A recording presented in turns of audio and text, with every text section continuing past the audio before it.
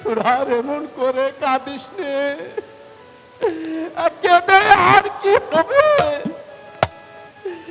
এই পৃথিবীতে কারো পিতা মাতা চিরদিন বেঁচে থাকে না রে, তাই তোরা আর দুঃখ করিস নে।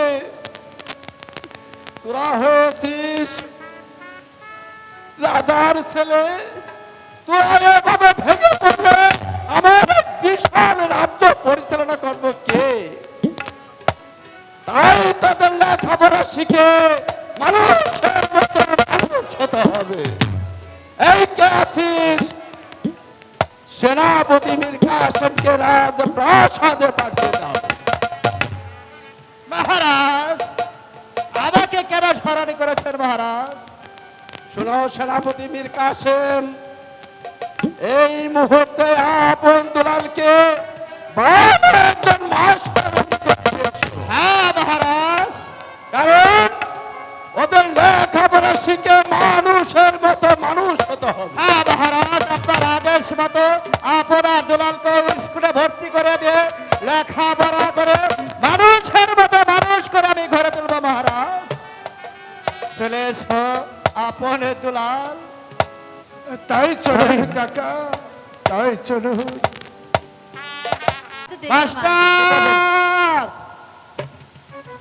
এই তো আমি আপন দুলালকে নিয়ে এসেছি। মীর কাসেম, মাস্টার, আপন দুলালকে তুমি নিয়ে এসেছো? হ্যাঁ মাস্টার, কই কই আপন আর এই তো দুলাল? আপন এই দুলাল। ওরে আপন, ওরে দুলা। কামলা আইছে কামলা। আপন দুলাল, আজ হতে তোমরা এই গুরুদের নিকটই থাকবে। হ্যাঁ আপন দুলাল, আজ হতে তোমরা আমার নিকটেই থাকবে। আমি তোমাদেরকে লেখাপড়া শিখিয়ে মানুষের মতো মানুষ করে গড়ে তুলবো। না কাকা, আপনাকে ছেড়ে আমরা থাকতে পারবো না কাকা।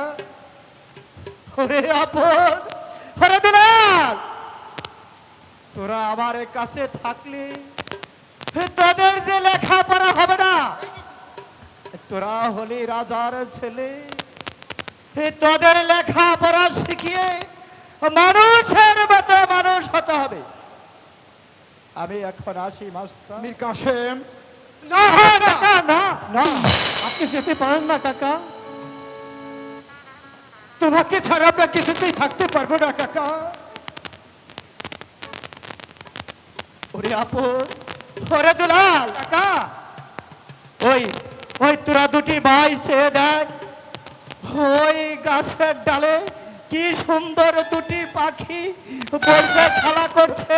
কই কাকা? ওই ওই তো দেখছে। দেখতে পাচ্ছি না কাকা। কাকা কই? কোথায় দেখছে।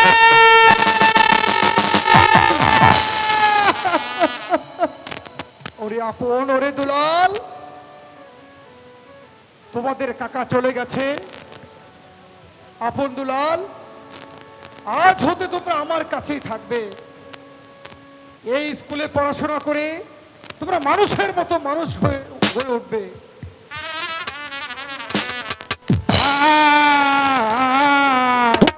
লেখা পড়ায় মনে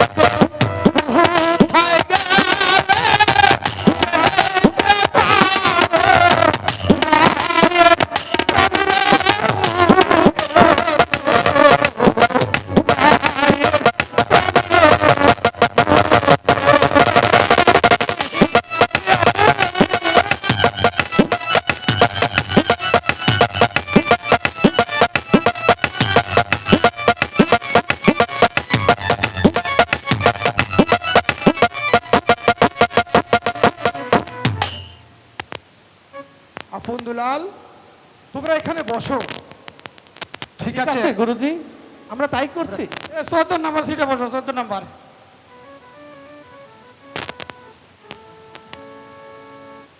স্যার, স্যার এই সবচেয়ে দ্রুতগামী হলো এই কচ্ছপ স্যার, কচ্ছপ হলো না কেন স্যার? মগা তুমি বলো, বলো সবচেয়ে দ্রুতগামী কি হলো না? হারাম দাদা মাটো মানে তোটো হবো না। আপন তুমি বলো তো সবচেয়ে দ্রুতগামী কি? মানুষের মন। সাবাস সাবাস আপন, এমন করে হলো। আমি যখন দূর দেশে কোনো কিছু ভাবতে যাব, আমার মনটা ঠিক ওই দেশেই চলে যাবে। এর জন্যই মনে হচ্ছে সবচেয়ে দূরত্বগামী। ঠিক আছে, ভেরি গুড। আমি খুব খুশি হলাম।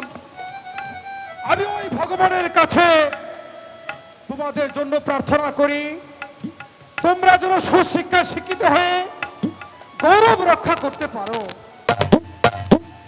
জগমগা আজকের জন্য স্যার স্কুলে এখানেই পড়াশোনা করছে। আপন দুলাল, চলো তোমরা। তাই চলো দেখি।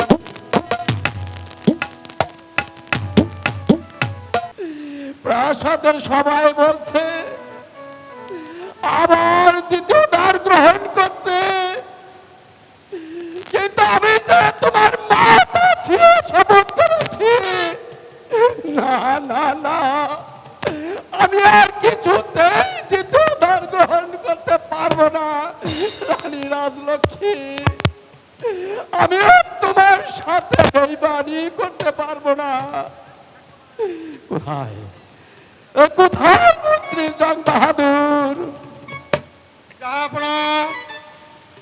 আপনি এভাবে ভেঙে পড়লে আপনার এই বিশাল রাজ্য কে পরিচালনা করবে?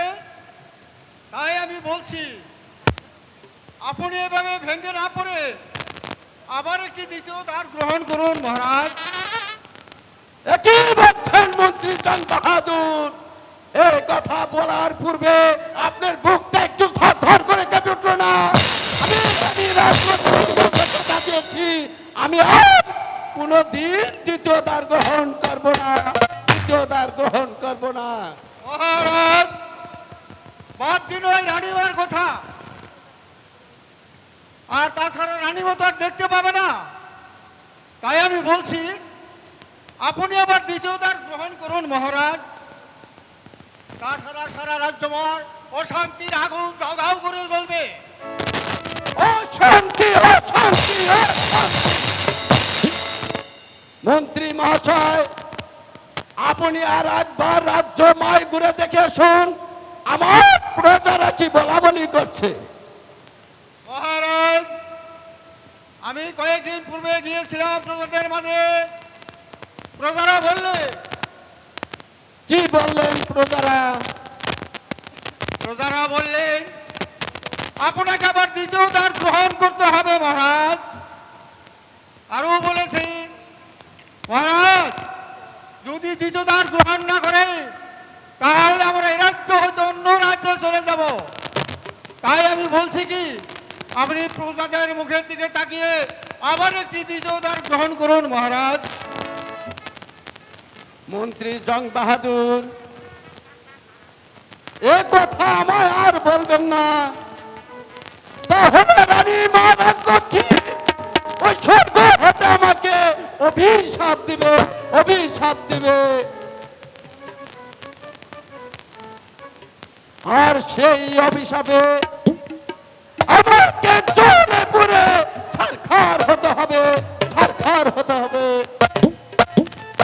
আপনার মাথা খারাপ হয়েছে মহারাজ।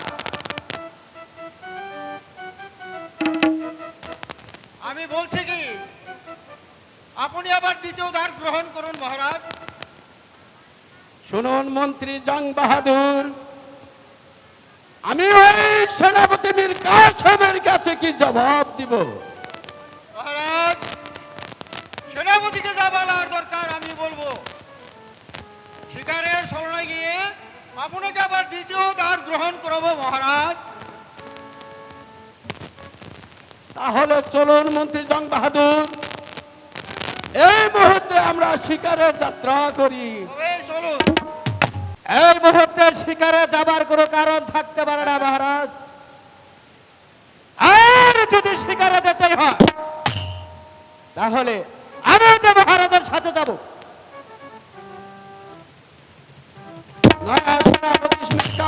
সেনাপতি মীর কাসেম, এই মুহূর্তে তুমি শিকারে গেলে আমার এই বিশাল রাজ্যকে পরিচালনা করবো কে? তাই আমি বলছি, তুমি আমার এই রাজ্য থেকে এই রাজ্য তুমি পরিচালনা করবে। আমি তাই করবো মহারাজ, যদি আপনি আমাকে অনুমতি দেন। তাহলে মন্ত্রী জং বাহাদুরকে আমি দু চারটা কথা বলতে চাই মহারাজ। সেনাপতি মীর কাসেম, তুমি নির্ভয় বলতে পারো কোথায় মন্ত্রী জং বাহাদুর। শোনন জং বাহাদুর, আমি চলে যাচ্ছি, আমি চলে যাচ্ছি, কিন্তু যাবার পূর্বে আমি আপনাকে কিছু কথা বলে যাচ্ছি। মহারাজকে যদি শিকারের ছলনা করে নিয়ে সেখান থেকে যদি দ্বিতীয় দ্বার গ্রহণ করো, তাহলে পৃথিবীতে কেউ প্রতিবাদ করার মতো না থাকলে আমি সেনাপতি মীর কাসেম কখনো দাঁড়িয়ে থাকবো না। যেমন করে হয় আমি এর প্রতিবাদ করবই, কথাটা যেন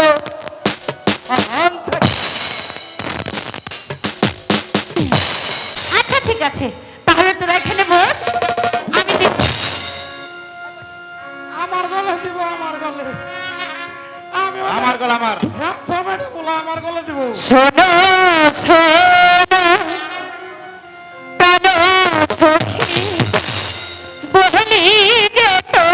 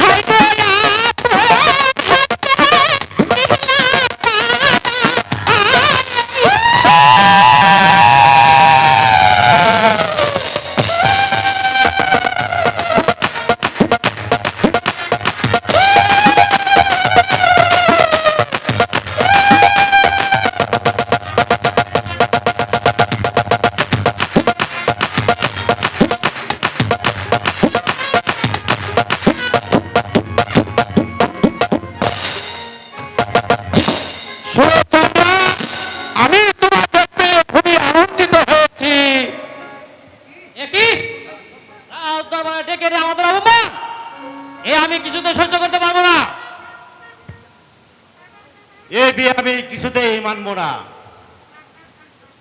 এবার ধনপতি রাজার শক্তির পরীক্ষা হোক। মহামান্য রাজকুমারীর কাছে আমার একটা অনুরোধ, যে এই যুদ্ধে উত্তীর্ণ হবে সেই হবে রাজকন্যা নির্বাচিত হন। মন্ত্রী জং বাহাদুর, ওদের যুদ্ধে স্বাদ মিটিয়ে দিন। হুজুর খানকে বাইকে দেন, হুজুর তবে চলে আসো।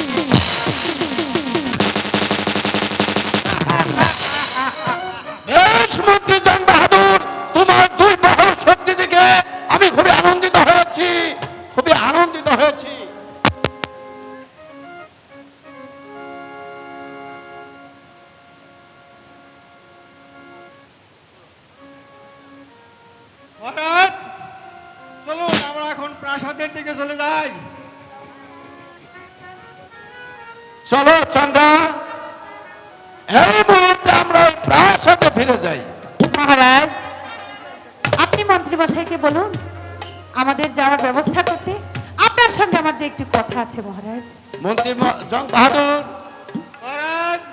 আপনি এই মুহূর্তে চলে যান, আমি চন্দ্রার সাথে দু চারটি কথা বলবো। তবে আমি যাচ্ছি মহারাজ, আমি তবে যাচ্ছি। বলো চন্দ্রা।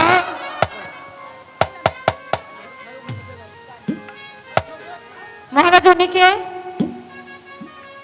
আমার এটা কথা মহারাজ। প্রহরী চন্দ্রা, এ হচ্ছে প্রহরী, আমার রাজ্যের প্রহরী। মহারাজ, দেয়ালেরও তো কান আছে। আমি আপনাকে একটা কথা বলবো, সেটা আপনি কথা নাই বা মনে করতে পারেন, আপনি ভাবতে পারেন সেটা আমার আপনার কাছে করজোরে অনুরোধ। আচ্ছা বলো চন্দ্রা, তোমার কি কথা? মহারাজ জানেন, আমার না একটা ছোট্টবেলার খেলার সঙ্গী আছে, আর সেই সঙ্গীটাকে আমি আমার সঙ্গে করে আপনার প্রাসাদে নিয়ে যেতে চাই। কি সেই সিন্ধুক জানেন? যে সেই সিন্ধু? আমার ছোটবেলার সিন্ধু। ওই সিন্ধুকটা ছাড়া আমি কিছুতেই থাকতে পারি না, আমার কিছু ভালোই লাগে না। এ কি বলছো চন্দ্রা? ওই রকম হাজার হাজার সিন্ধুক আমার রাজপ্রাসাদে। আমি সেই সিন্ধুকগুলো চাই না মহারাজ, অপরাধ মার্জনা করবেন। আমার ওই সিন্ধুকটার প্রতি মায়া পড়ে গিয়েছে। আসলে ছোটবেলা থেকে ওই সিন্ধুকটাকে নিয়ে আমি হেসে খেলে বড় হয়েছি, তো ওই সিন্ধুকটা ছাড়া আমি থাকতেই পারি না। বেশ ঠিক আছে চন্দ্রা, তোমার শখের জিনিস তা তুমি রেখে যাবে কেন? ধন্যবাদ তোমার যা যা মহারাজ। ইচ্ছা সব তুমি নিয়ে যেতে পারো। ঠিক আছে মহারাজ, আপনার কথাতে আমি মনে প্রয়াসিত হলাম। এবার চলুন মহারাজ, আমি আপনার সঙ্গে যাত্রা গমন করবো। তাই চলো চন্দ্রা, আমরা এখনো প্রাসাদে। আল্লাহ রে, তো মন্ত্রী আসছে রে, সিন্ধুকে বাবা, হাই হাই রে গরম। এই এই এই সিন্ধুকের ভিতরে মানুষ থাকে?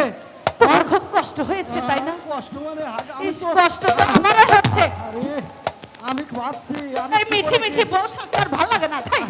একটু পরে কি হয়ে জানে কি, এটাই ভাবছি। আল্লাহ, আমার আর এইরকম রানী সেজে থাকতে ইচ্ছে হয় না জানো। ইস, তোমার খুব কষ্ট হয়েছে। একবারে কষ্ট হয়েছে। শোনো, আচ্ছা শোনো না, তোমাকে আর কিছুদিন ওই সিন্ধুকে কষ্ট করে থাকতে হবে। আরে আমি তো কেবল রানী হয়ে এলাম। না না না না, আমি আরো সিন্ধুকে থাকতে পারবো না। আমার আমার আমার গরম হয়ে উঠতেছে, খালি কি লেগে জানি, এই ভালো লাগতেছে না।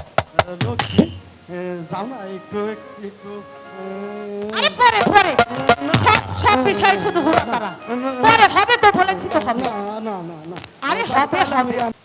আরে মাত্র আমি রাজবাড়িতে বউ হয়ে এসেছি, এখনই আমাকে এখানে সেখানে সময় নষ্ট করলে চলবে না। যাওয়া তুমি তুমি তুমি একটু থাকো, আর আমার ভালো লাগতেছে না যে বুঝো না তুমি। আসলে কি ভগবানই কি তোমাকে সৃষ্টি করেছে নাকি অন্য কেউ? আরে এসো এসো বলছি। আর কয়েকটা দিন শোনা, আর কয়েকটা দিন এসো। আমার শোন, আমার মনে জাদু। শোনো চন্দ্রা, বলো আমার এই রাজপ্রাসাদ তোমার কাছে কেমন লাগছে? এই রাজপ্রাসাদ, হ্যাঁ হ্যাঁ, এই রাজপ্রাসাদ। বাহ, এত সুন্দর করে এত যত্ন করে বলে এই প্রাসাদটাকে সাজিয়েছে মহারাজ।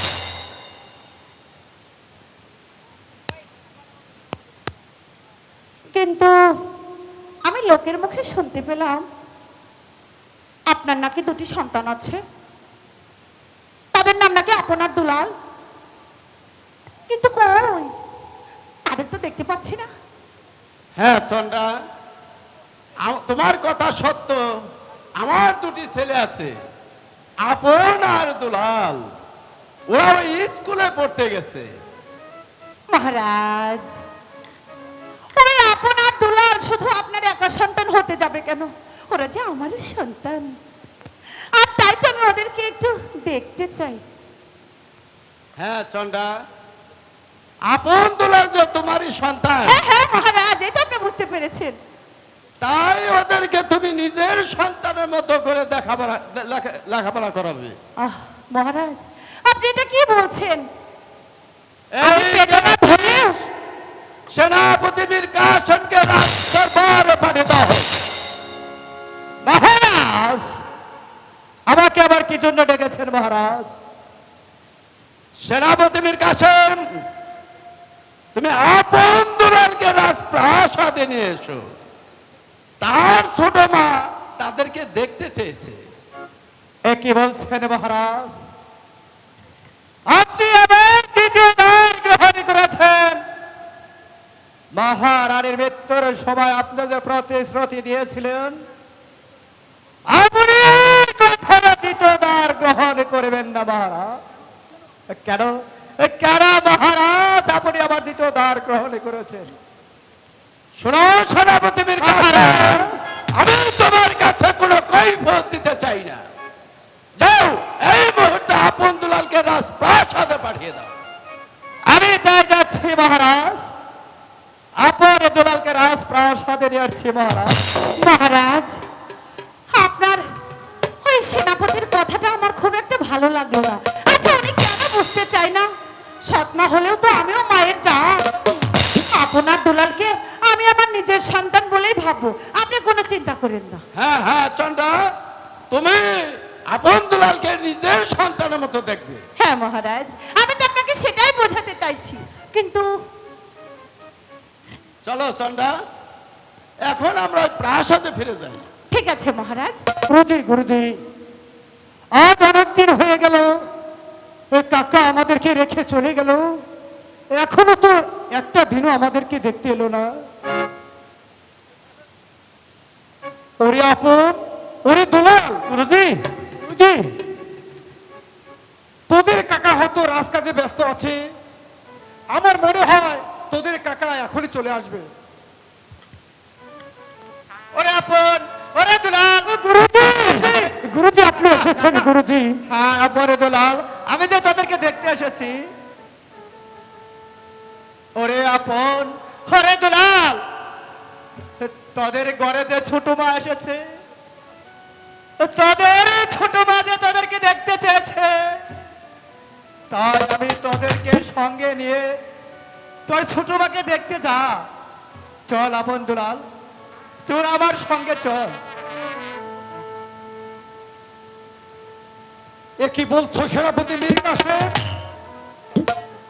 মহারাজ কি তাহলে আবার দ্বিতীয় দান গ্রহণ করেছে? হ্যাঁ মাস্টার, মহারাজ আমার দ্বিতীয় দান গ্রহণ করেছে। সেনাপতি মীর কাসেম, তুমি তাকে বাধা দিতে পারলে না? ওই শয়তান মন্ত্রী জং বাহাদুর শিকারের ছেড়ে দেয়নি, মহারাজকে আবার দ্বিতীয় দান গ্রহণ করেছে মাস্টার। না সেনাপতি সাহেব, আমি আপন দুলালকে কখনোই যেতে দেব না। মাস্টার, আপন দুলালকে যে নিয়ে যেতেই হবে, কারণ এই যে মহারাজের আদেশ। ওরে ওরে আপন, ওরে দুলাল, কাকা তোরা তোরা তোর গুরুজির নিকট থেকে বিদায় নিয়ে আসো।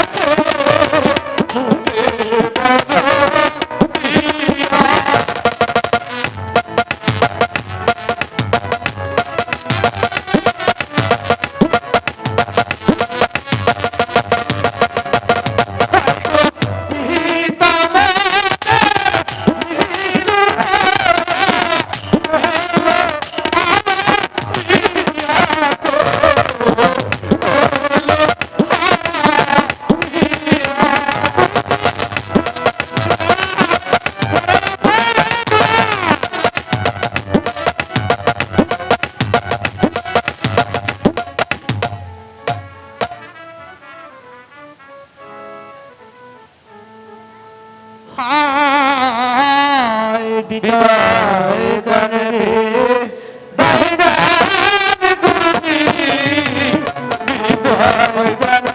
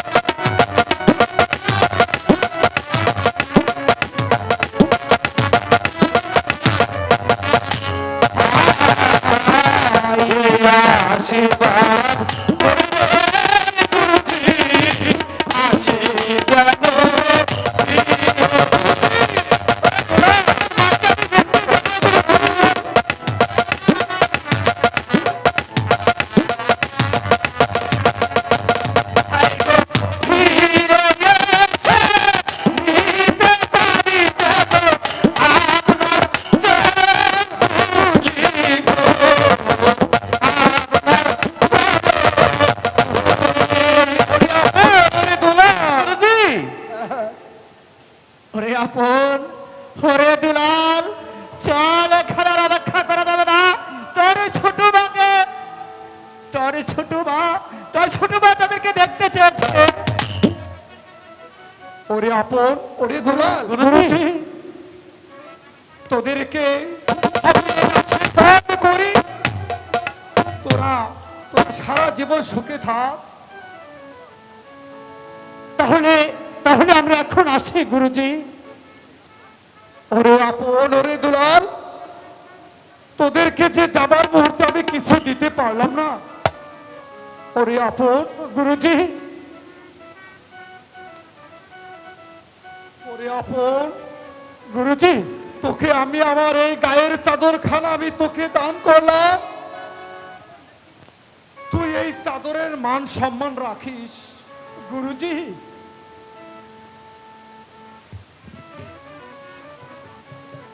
গুরুজি ওকে তুমি চাদর দিলে আমাকে তো কিছু দিলে না গুরুজি। ওরে দুলাল গুরুজি ও তো বড় ওকে আমি চাদরখানা দিলাম আমি তোকেও কিছু দিব আর তুই আমার কাছে আয়। ওরে দুলাল আমি তোকে এমন কিছু দিব ওরে দুলাল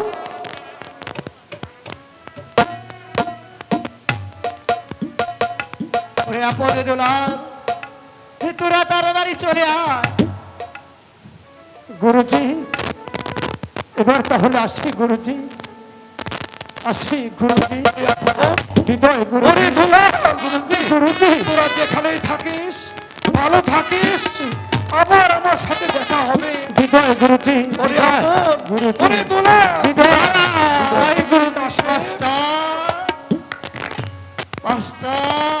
মীর কাশেম হৃদয় হৃদয় মাস্টার